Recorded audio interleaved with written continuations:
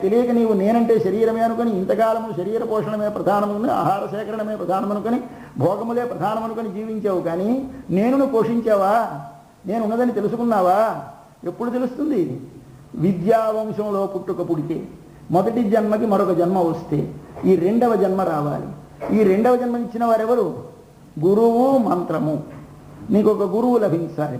గురువు ఎలాంటి వాడు కావాలి? ఉత్తమ సంస్కారవంతుడు కావాలి. వాడు శుద్ధ సత్వగుణము కలవాడు కావాలి. బాగా చదువుకున్న వాడు కావాలి. నిత్య భగవదనుభవమందు నిమగ్నమై ఉన్నవాడు కావాలి. అహంకారరహితుడు కావాలి. అర్ధకామాపేక్ష లేనివాడు కావాలి. ఎన్ని నియమములు వాడికి.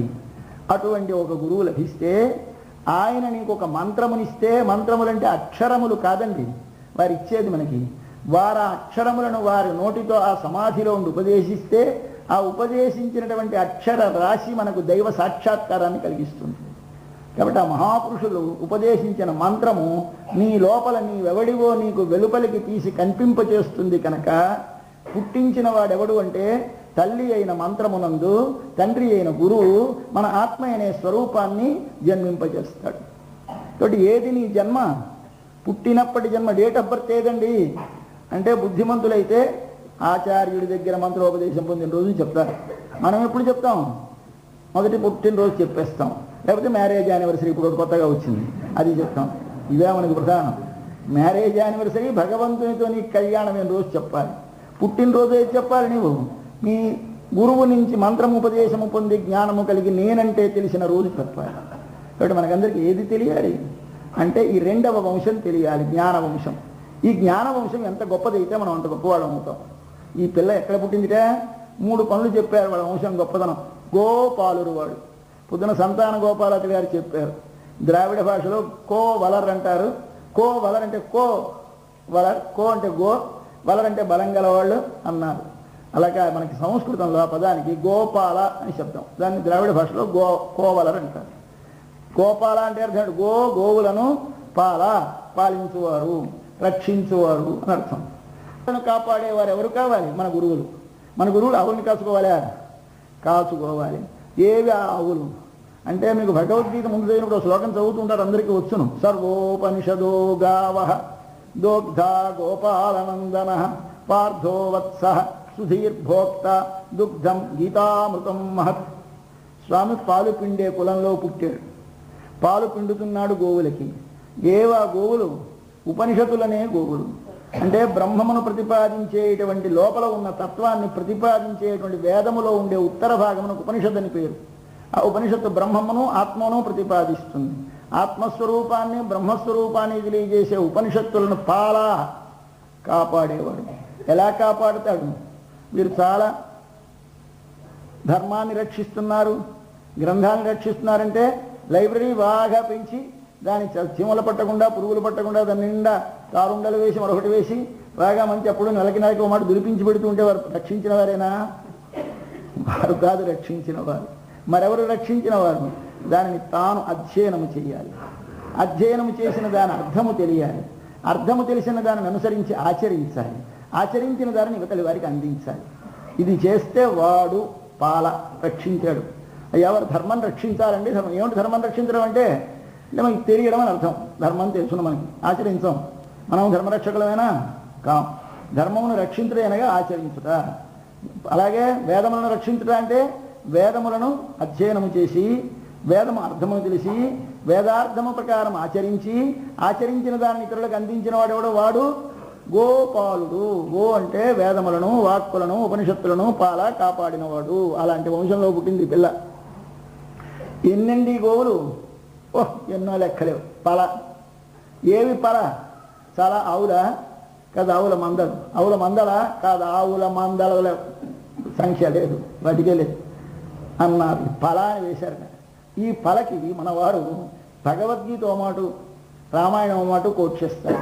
అన్నారట అక్కడ వాల్మీకి గారు. ఇక్కడ కృష్ణ భగవానుడు అన్నట్ట. అలాగే మనకి ఎక్కడ ఈ వేపల్లిలో ఈ కృష్ణుడికి ఉన్నటువంటి గోవుల మందలు అంటే చాలా. ఏమిటి చాలా అన్నాడు ఆయన వాల్మీకి? రామాయణంలో దశరథ చక్రవర్తి తన కుమారుడికి పట్టాభిషేకం చేద్దామని పాపం లోపల సంకల్పం కలిగింది. ఆయన వెనక కైకేయిని పెళ్లి చేసుకున్నప్పుడు ఆవిడకు పుట్టిన కొడుక్కి రాజ్యం ఇస్తానని చెప్పేశాడు వాళ్ళ మామగారితోటి. అది ఎవరికి తెలియదు, రహస్యంగా వాళ్ళ మామగారికి ఆయనకి తెలుసును. ఆ సంగతి రాముడు పుట్టిన తర్వాత తప్పు పని చేశాను, ఇంత మంచివాడు, బుద్ధిమంతుడు, లోకమంతటిని ప్రేమించేవాడు, ఇంత అందమైన వాడు వస్తూ ఉంటే ఈయన రాజుగా మానేసి వాడికి ఇస్తానా అనిపించింది. పాపం ఆయన మంచివాడే, కానీ ఈయన మీద ఎక్కువ ప్రేమ ఉండడంతో ఇవాళ కాస్త అన్నమాట తప్పిపోవాలని లోపల బుద్ధి పుట్టింది. లోపల బుద్ధి పుట్టి ఏం చేశాడు, కాన్ఫరెన్స్ పెట్టాడు. ఎందుకంటే రాజులు, ప్రభువులు ఏం చేస్తారంటే వాళ్ళు తప్పు పని చెయ్యాలి అంటే మీటింగ్ పెట్టి అప్రూవ్ చేయించేస్తారు. ఎందుకంటే వాళ్ళు చేసే తప్పు పనిని అది ఒక దీనికి కాన్స్టిట్యూషన్కి కట్టుబాటు చేసేస్తారు. ఎందుకంటే రిజల్యూషన్ పాస్ చేశారు, మా మెంబర్స్ నేను ఏమిటి చేసేదంటాడు ఎల్లుండి. కాబట్టి ఎలాంటి తప్పు పనులు చేయించేటువంటి ఒక బుద్ధితోటి దశరథ చక్రవర్తి ఒక పెద్ద మీటింగ్ పెట్టాడు. మంత్రులు వచ్చారు, సామంతులు వచ్చారు, పురోహితులు వచ్చారు, అందరూ ఊళ్ళో వాళ్ళ పల్లె అందరూ వచ్చేసారు, కూర్చున్నారు. ఆయన చెప్పాడేమో మా వాడికి పట్టాభిషేకం చేద్దాం అనుకుంటున్నాను, రేపే బాగుంది, మీరందరూ అంగీకరిస్తే మీకు అందరికీ సమ్మతం అయితే చేస్తానన్నాడు. ఈయన చెయ్యాలంది, కానీ అలా వాళ్ళ పెర్మిషన్ అడుగుతున్నాడు. ఎందుకు ఇది అంటే తన అభిప్రాయం మీరందరూ ఒప్పుకోండి అని అర్థం కాదండి, యజమాని అంటే మనం కాదంటామా, కాబట్టి అలాగే అంటారు. కానీ వాళ్ళు అలా అనలేదు. అయ్యా కావాలి కావాలి, మాకు రాముడే రాజు కావాలి, వెల ఏనుగు మీద ఊరేగుతూ తెల్లగొడుగు ధరించి ఆయన ఊరేగుతూ వస్తుంటే చూడాలని అందరము కావాలి కోరుతున్నామన్నారు. అందరూ ఏకగ్రీవంగా. పొంగిపోయింది లోపల మనసు దశరథుడికి. తన మాటకి ఏకగ్రీవంగా ప్రజలు అంగీకరించారు.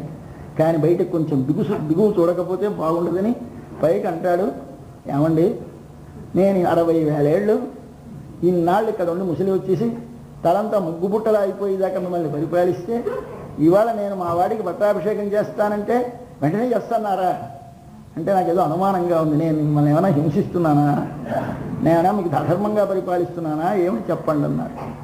అంటే అయ్యా అది నీ దోషం కాదు, మా దోషం కాదయ్యా.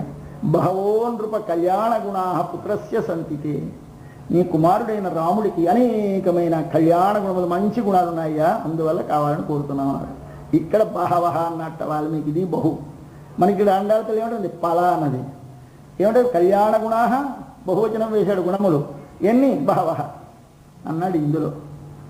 అక్కడ భగవద్గీతలో కృష్ణ భగవానుడు అర్జునుడితో చెప్పాను పొద్దున్న, నువ్వెన్నిసార్లు జన్మించావు, నేనెన్నిసార్లు జన్మించాను, నీ జన్మలకి లెక్కలేదు, నా జన్మకి లెక్కలేదు. పడేవాడివి నువ్వు, తీసేవాడివి నేను. ఎన్నిసార్లు నూతిలో పడితే అన్నిసార్లు నేను దిగవలసిందే కదా. నువ్వు పడతావు, నేను దిగుతాను, కానీ ఇద్దరం నూతిలో దిక్క తప్పదు. కాబట్టి పడినవాడంటే తెలియక, దిగినవాడు తెలిసి. కాబట్టి భగవంతుడు దిగడం తెలిసి, మనము పడడం తెలియక, అజ్ఞానం చేత మనం పడితే మనం రక్షించాలనే కోరికతో స్వామి మన లోపలికి దిగి వస్తే ఆయన చెప్తాడు, ఆయన అంటాడు బహూని మే వ్యతీతాని జన్మాని కవచ అర్జున. బహూని అన్నట్టు ఆయన. ఆ బహుని ఆ బహవ రెండు జ్ఞాపకం పెట్టుకోమన్నారు. ఒక్కసారి అండాలి తల్లి పలకి రమ్మన్నారు. ఇప్పుడు చూడండి, ఈ పలంటే ఎన్నండి అంటే రాముడి కళ్యాణ గుణములకు లెక్క చెప్పగలిగితే అన్నారు. చెప్పగలరా అని అడిగారు పెద్దలు. ఒక ఋషి, అయ్యా భగవంతుని గుణాలను చెప్పగలరా అంటే చెప్పలేమండి.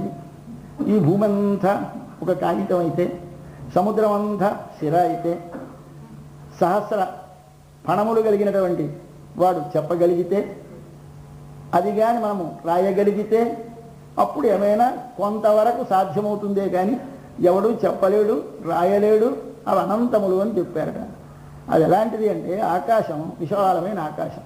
ఒకడు మంచి ధనుర్ధరుడు, వాడికి బాణం ప్రాక్టీస్ బాగా ఉంది, ప్రాక్టీస్ కోసమే బాణాలు వేస్తున్నాడు. ఒక లక్ష్యం ఉంటే ఒక గోడ పెట్టి దీని మీద వెయ్యరా అంటే ఒక చిన్న ఈ మాత్రం ఖాళీ లేకుండా గోడంతా నింపగలడు బాణాలతోటి. ఇంత గోడ నింపేశాను కదా, నాకేం లక్ష్యం అని ఆకాశం మీదకి వెళ్ళాట బయలుకి. ఓ బయలు దాగలి మీద బాణాలు వదులుతున్నాడు. చూడండి, ప్రాక్టీస్ చేయించేవాళ్ళు ఈ తుపాకీ పేల్చడం ఎక్కడ నేర్పుతారు? బయటికి గాలిలోకి. ఎందుకంటే ఎంతసేపు కొట్టినా ఎవరికి ప్రమాదం జరగదు కనుక ఇటువంటి పేలిస్తే చచ్చిపోతాం. అలాగే వీడేమిటి చేశాడు, ఈ గుణాలు చెప్పడం ఇటువంటి చెప్పకుండా మీదకి చెప్పడం ప్రారంభించాడు. ఈ బాణాలు మీదకి వేస్తున్నాడు. వేస్తుంటే బాణాలు అమ్ముల పది ఖాళీ అయిపోతుంది, కానీ ఆకాశం నిండడం లేదు. వాడికి ఎక్స్పీరియన్స్ గోడ ఇంతకుముందు కొట్టడం, గోడ నిండిపోవడం అలవాటు ఉంది. ఓ శుక్లు మాత్రం కొట్టలేని అనుకున్నాడు, వేస్తున్నాడు. కాబట్టి నాయన భగవద్గుణములు అనేవి ఆకాశం వంటివి. నీవు చెప్పడము బాణములు వేయడం వంటిది. నీవు సిద్ధపడితే ఎన్నున్నాయో లెక్కలేదు, అన్నీ చెప్పలేవు కనుక నీకేమిటి చేత ఎలాగట అంటే దానికి ఉపమానం చెప్పారు. మన దోషాలు చెప్పలేం, భగవంతుడి గుణాలు చెప్పలేం. ఎన్నండి నీ దోషాలను అడిగితే బాగుండదని చెప్పం, కానీ మనకి తెలియవండి. ఎన్నో చెప్పలేనన్ని ఆయన గుణాలన్నీ, ఎన్నో చెప్పలేనన్ని. కాబట్టి ఆయన అసంఖ్యేయమైనటువంటి గుణములు గలవాడు రాసి. కాబట్టి బహవః నృప కళ్యాణ గుణా పుత్రస్య సంతితే, నీ కుమారుడికి అనేకమైన కళ్యాణ గుణములు ఉన్నాయ్యా, అందువల్ల మేము రాజు కావాలంటున్నాం కానీ నీ దోషం వల్ల కాదు అని వీళ్ళందరూ చెప్పారు. అలాగే ఎన్ని ఆవులు కాదు, ఎన్ని ఆవుల మందలున్నాయి, ఎన్ని ఆవుల మందల గుంపులున్నాయి చెప్పలేము. కటి కత్తు కరవై కణంగల్ పలకరందు. ఆవులంటే కొందరికి ఉంటాయండి చాలా వందల కొద్దీ, అవి తోలుతూ ఉంటారు. మనం పల్లెటూళ్ళలో ఎప్పుడైనా వెళితే కనిపిస్తాయి. సగం ఎండిపోయి పాలివ్వని అందులో సగం బాగా రేపోయినడో కవేళ కొడిపోయేటువంటి కొన్ని ఇలాంటివి ఉంటాయి. అన్నీ వెళుతుంటాయి, పొలానికి వదిలేస్తూ ఉంటారు, అటు నుంచి మేసొస్తూ ఉంటాయి. ఎప్పుడైనా మనం వెళితే తెలుస్తూ ఉంటుంది వాళ్ళ మేత ఎన్ని ఆవులు ఉన్నాయంటే ఇన్ని ఉంటాయి. పాలిచ్చేవి 5 4 ఉంటాయి. ఏమండి పాలు లేవా మీకు ఇన్ని ఆవులు ఉన్నాయి? పాలిచ్చే ఆవులు లేవండి.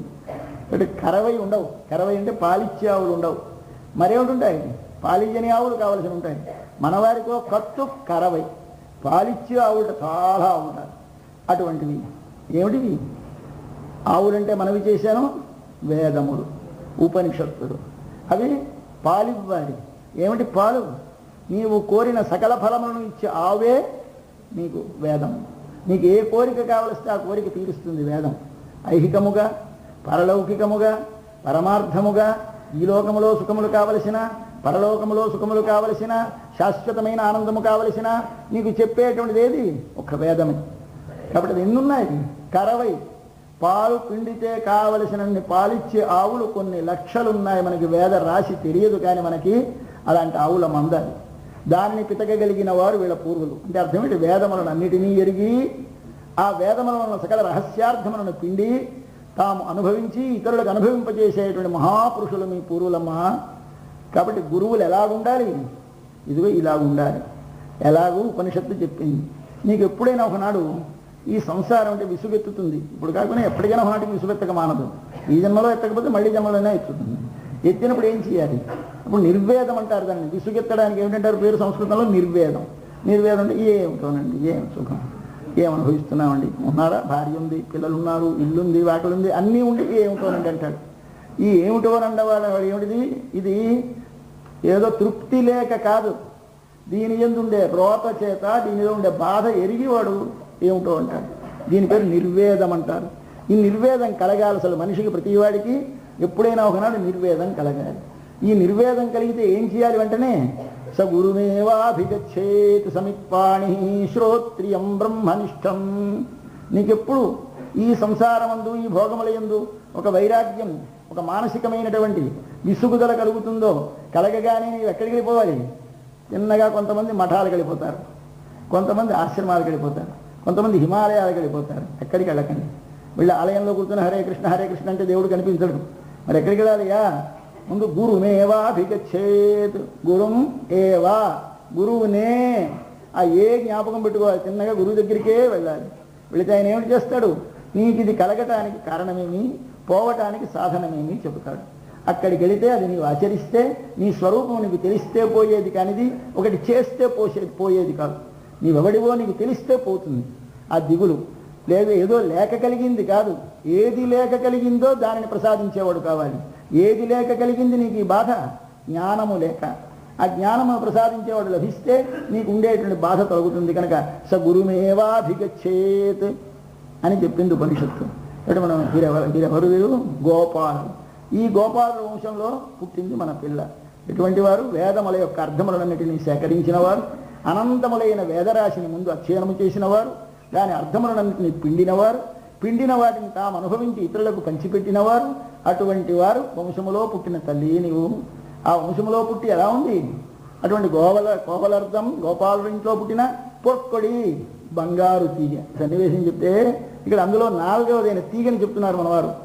అమ్మా కొడి తీగ అన్నారు. తీగంటే శరీరంలో ఉండే అందాన్ని చెప్తారు. దానిలో బంగారపు తీగ అన్నారు. ఎందుకు ఈ బంగారం ఎందుకు ముందు విశేషణం అంటే, బంగారం అన్నిటికంటే దృఢమైన లోహం. ఇప్పుడు దార్ఢ్యమునకు బంగారం, అంతకంటే గొప్పది ఏదో ప్లాటినమో ఏదో అనుకోండి, అప్పుడు బహుశా వారికి తెలిసి ఉండదు, కానీ బంగారం అని అన్నారు. కాబట్టి బంగారపు తీగ అన్నిటికంటే గట్టిది. మన పార్వతీదేవి యొక్క శరీరాన్ని బహుశా పంచభూతములతో కాక బంగారంతో చేసి ఉంటారంటాడు కాళిదాసు. ఎందుచేత ఆవిడ ముఖము అలా ఎండకు ఎదురుగా పెట్టిన వాడలేదట, కందలేదట. ఎందుకు కందలేదు? బంగారము కనుక అది కందదు. పువ్వు కనుక అందం ఉంటుంది, బంగారం మీద దార్ఢ్యం ఉంటుంది. దార్ఢ్యము సౌందర్యము రెండు ఉంటే ఆ ముఖానికి దేన్ని పోలిక చెప్పాలి? బంగారు పువ్వుని తామర పువ్వుని పోలిక చెప్తాడు కదా. అలాగే మన ఆండాళ్ళ తల్లి పుర్కడియే అంటుంది, బంగారు తీగా ఉంటుంది. అంటే ఎంత దృఢమైన శరీరము! ఇంత సర్వేశ్వరుని ఆశ్రయించాలంటే ఇంత మనస్సు దార్ఢ్యము కలిగినటువంటి తల్లి, మన పరమాత్మను అంత బాగా ప్రేమించిన దానికి అటువంటి ఉన్నతమైనటువంటి సంస్కారవంతమైనటువంటి కులములో పుట్టడం చేత నీకు ఈ స్థితి కలిగింది కాబట్టి మమ్మల్ని అనుగ్రహించు తల్లి అని ముందుగా ఆమె గురు వంశం, జ్ఞాన వంశం, ఆమె జ్ఞాన ఉన్నతి, వారి పూర్వ సంప్రదాయం అన్నిటినీ తెలియజేసి పిలిచారు. ఇది మనకు కావాలి. వారికి ముందు ఎలాంటి కావాలి? ఉత్తమ వంశ సంజాతుడు కావాలి. ఎందులో? జ్ఞాన వంశములో, ఉత్తమమైన వంశంలో. ఇక్కడ సిద్ధం సత్సంప్రదాయే గురువు యొక్క లక్షణాలు చెప్పారు వేదాంత తీసుకుని చెబుతూ మొదటిది ఏమని చెప్పారు? సత్సంప్రదాయమందు పుట్టినవాడు కావాలి, అది ఉండాలి, సంప్రదాయ శుద్ధి కావాలి. రెండవ విశేషం ఇది. ఒకటి ఈ పిల్లవరంటే అటువంటి ఉత్తమరాలు, ఇది వంశం అంటే. ఇంకా రెండవది తర్వాత పుత్తరవల్గు పునమయిలే, రెండవది సౌందర్యం. సౌందర్యాన్ని వర్ణిస్తూ నడుము సౌందర్యం, కేశపాశ సౌందర్యాన్ని వర్ణిస్తున్నారు. ఏమిటి రెండే వర్ణించడమే అంటే పై శరీరానికి అందాలు మనకి తెలుసును. నడుము లావుగా ఉంటే బాగుండదు, జుట్టు పొట్టిగా ఉన్నా గుండెైపోయినా బాగుండదు. ఇప్పుడు జుట్టు ఉండాలి, నడుము సన్నంగా ఉంటే స్త్రీకి అందం. ఆత్మకి నడుము సన్నముగా ఉండాలి, కేశములు మంచి దుబ్బులాగా ఉండాలి. ఏమిటి ఆత్మకి కేశములు, ఆత్మకి నడుము ఉందా? ఆత్మకి రూపమే లేదంటారే ఉపనిషత్తులు. నచక్షుషా పశ్యతి కశ్చనైనమంటారు, కంటికి కనిపించదంటారు. దానికి ఇవన్నీ ఉన్నాయా అంటే ఒక్కసారి ఊహించుకోండి, కనిపిస్తుంది. ఏమిటి నడుము అంటే మీ లోపల పైభాగం కింద భాగం రెండు భాగాలని కలిపేది నడుము. ఈ మధ్యనుండేటువంటి భాగం ఏమిటి? మనకి జ్ఞానము భక్తి, కర్మ జ్ఞానము. కర్మ కింద భాగం నడుస్తుంది, పైభాగం జ్ఞానము. ఈ కర్మజ్ఞానాలకు మధ్యన ఏమిటి రావాలి? మీకు వైరాగ్యం అనేది రావాలి. కాబట్టి వైరాగ్యం అంటే నడుముతో పోలుస్తారు. నడుము ఎలాగైతే ఉన్నదా లేదా అన్నట్టుగా ఉంటుందో అలాగే మనకి సంసారంలో ఉన్నాడా? ఉన్నాడు. లేడా? లేడు. ఆ స్థితిలో ఉంటే వైరాగ్యం అంటారు. కాబట్టి జ్ఞాన వైరాగ్యములలో వైరాగ్యానికి పేరు నడుము. ఇంకా కేశపాశములు ఏమిటి అంటే జుత్తు ఆత్మకి వ్యామోహము, స్త్రీకి కేశములు పురుషునికి వ్యామోహమును కలిగిస్తాయి. మనకి భగవంతుని యందు భక్తి ఉంటే భగవంతుడు పిచ్చెత్తి మన వైపు వస్తాడు. కాబట్టి ఎవడు నా యందు ప్రేమ గలవాడైతే వాడిని విడిచి నేను ఉండలేనంటాడు. ప్రేమించిన ప్రియురాలని వదలి ప్రియుడు ఉండలేనని ఎలాగంటాడో మనము కానీ భగవంతుని యందు నిజమైనటువంటి ప్రేమ కోసమే అని ప్రేమిస్తే ఆ సర్వేశ్వరుడు మనని వదిలి ఉండలేడు. కనుక కేశం అంటే ఏమిటి? వ్యామోహము అంటే కారణము లేని, ప్రయోజనము కోరని, ఒకనాడు ఆగని, ప్రేమ కొరకే ప్రేమించిన ప్రేమకు వ్యామోహం అని పేరు. అటువంటి వ్యామోహం కలిగినటువంటి వాడు అవ్వాలి తల్లి. అటువంటి దానివి కనుక నీకు స్వామి వశపడా?